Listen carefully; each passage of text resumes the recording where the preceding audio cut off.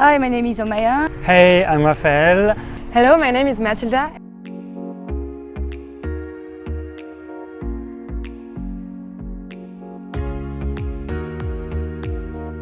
So we completed our first week of the internship, and I'm super stoked to have Raphael, Amaia, and Mathilda. We accomplished a lot.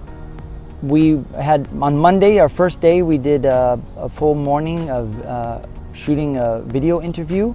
And in the middle of the week, We visited a factory and got to see the whole garment production process. So I learned that you should always prepare a tech pack. Ask for the business card and the contact and give yours back also. I learned that reality will always be different to your projections. Prepare your question in advance to be more professional and efficient. Chris teaches us for the SEO content. Finally, think long-term orientation. Try to visualize and to anticipate where you want to be in 5 years, 10 years, and maybe 15 years. Don't be shy to talk about number and price if you need to know about it. And today we're finishing the week off with a visit to Vietnamese kindergarten, where my son's kindergarten is preparing to go on vacation for Tet. Thank you. Thank you.